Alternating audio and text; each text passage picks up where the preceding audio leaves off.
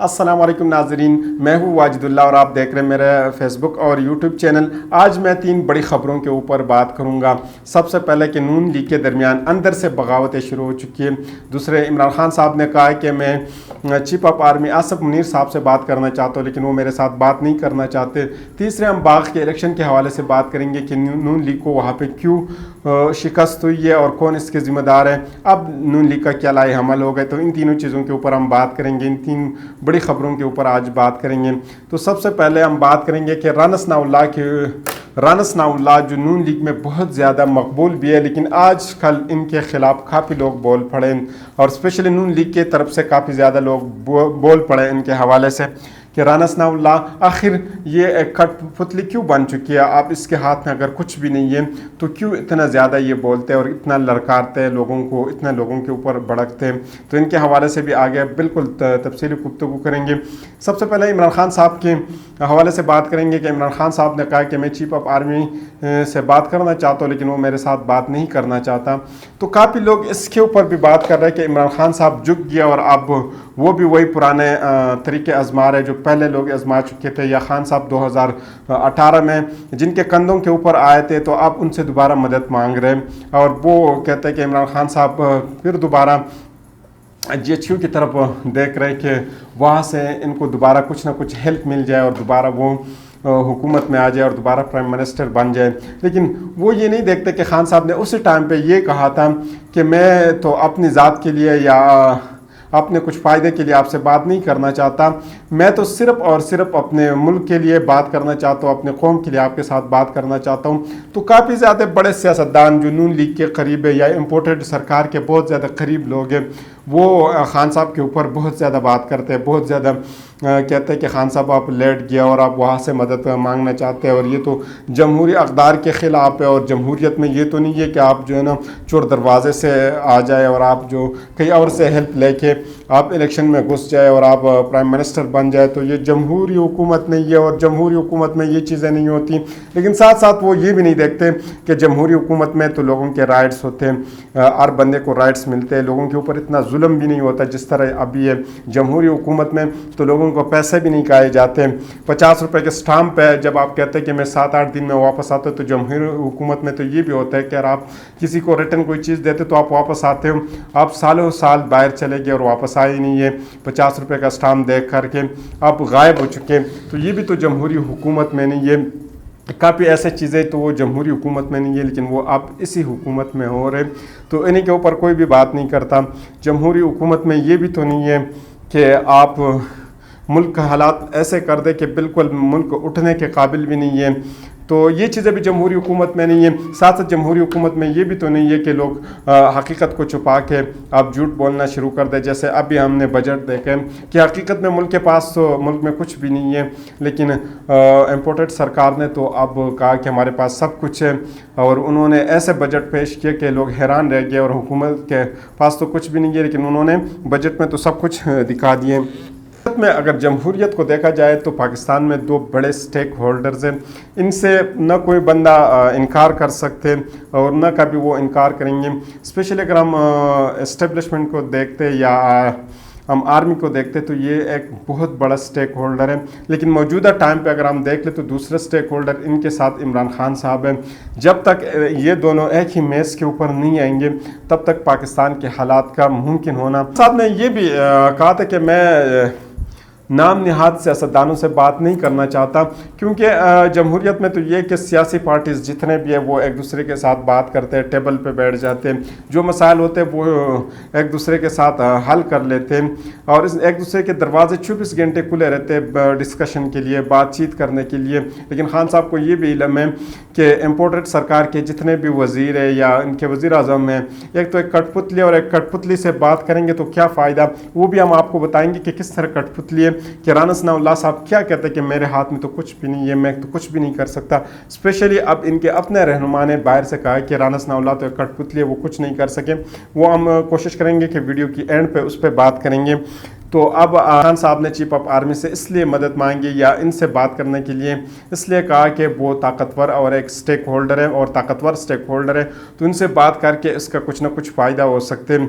और इस बात को ये ख़ुद जो है ना एडमिट भी करते हैं और इनकी गवाही भी देते हैं। हालिया दिनों में ख्वाजा असफ साहब ने भी कहा था कि नवाज शरीफ साहब को बाहर जाने में कमर जावेद बाजवा साहब का बहुत ज़्यादा हाथ था और उन्होंने जो बाहर इनको भेजा है। और इमरान खान साहब भी इसी बात को एडमिट करते हैं कि मैंने तो नवाज शरीफ साहब को बाहर नहीं भेजा, अगर बाहर भेजा है तो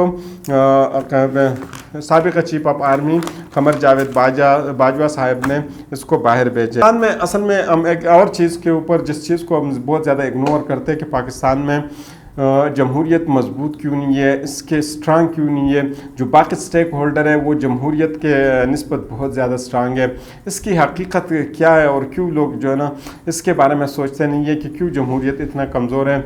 इसकी हकीकत या इसकी जो मेन रीज़न है, एक सियासतदान आते हैं तो वो उसके साथ जितना भी जुल्म पहले हो चुका है वो दोबारा वो दूसरे मुखालिफ पार्टी से लेना चाहते हैं।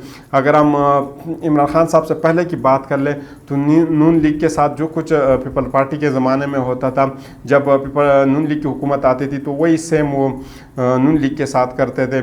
जब नून लीग के ऊपर वो जुल्म करते थे तो वो चीज़ें वो जहन में याद करके जब पीपल पार्टी की हुकूमत आती थी तो वो उनके साथ करते थे।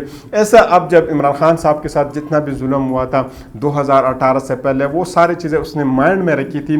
जब इमरान खान साहब की हुकूमत आई तो उन्होंने भी कोशिश की और जो कुछ उनके साथ हुआ था उनसे डबल उन्होंने नून लीग के साथ किया। उनके बंदे पकड़े, इनके ऊपर इल्ज़ामात किए। राना सनाउल्लाह साहब के ऊपर जो कुछ हुआ, उसी हुकूमत में जरदारी साहब के साथ जो कुछ हुआ, शहबाज शरीफ साहब के साथ जो कुछ हुआ, मरियम नवाज़, शहबाज शरीफ, यानी सब के साथ जो उन्होंने किए, तो वो उन्होंने वो चीज़ें जहन में रखी थी। अब जब दोबारा इनकी हुकूमत आई तो उन्होंने इमरान खान साहब के साथ वही किया और इमरान खान साहब के ऊपर 150 से ऊपर केसेस बनाए। तो आजकल हम देख सकते हैं कि इमरान खान साहब के ऊपर इन्होंने कितने केसेस बनाए और कितने मुश्किल में डाले, और इमरान खान साहब के जितने भी वर्कर हैं उनको कितने मुश्किल में डाला।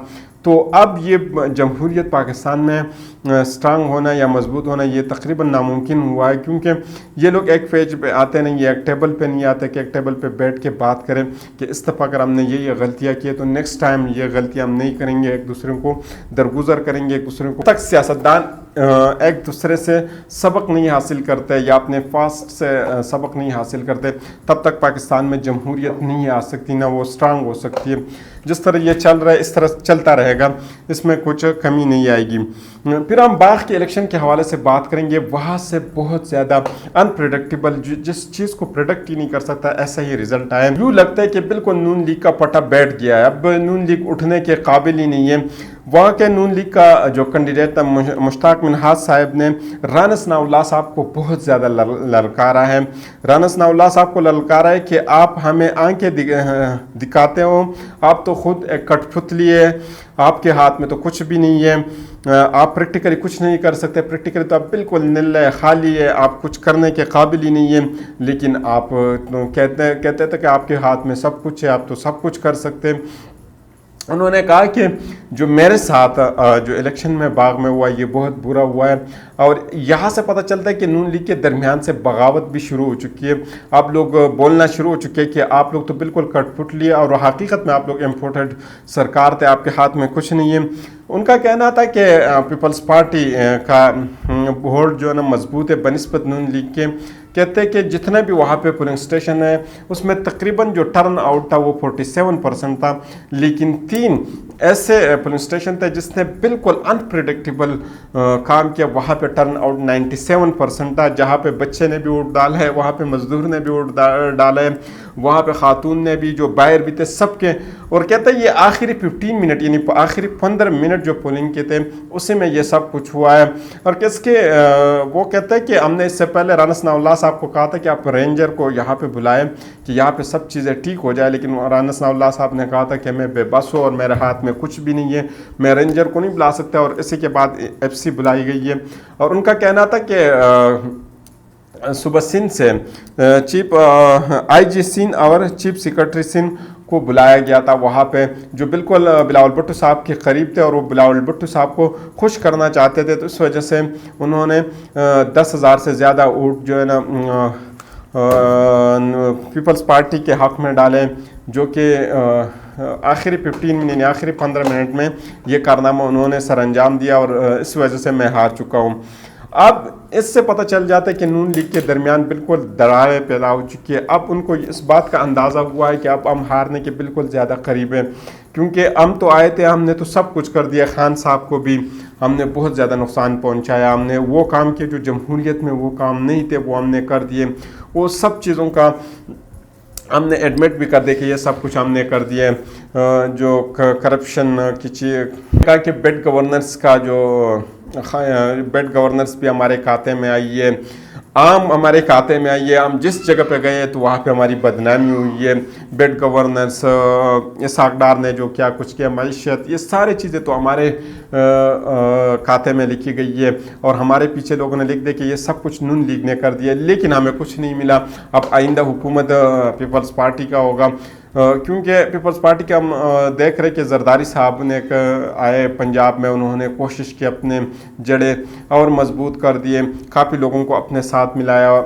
और यहाँ पे कश्मीर के इलेक्शन से भी पता चल जाता है कि वहाँ पे किस तरह नून लीग को शिकस्त दी गई है और आखिरी 15 मिनट में 10,000 एक्स्ट्रा वोट किस तरह डाला गया है।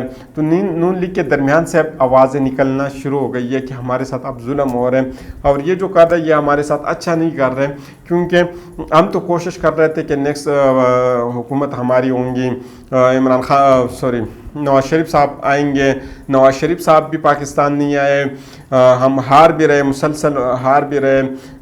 जो बेड गवर्नेंस है वो भी हमारे खाते में आ रही है, मईशत का जो बेड़ा गर्क हुआ है वो भी हमारे खाते में, ये सब कुछ हमारे खाते में।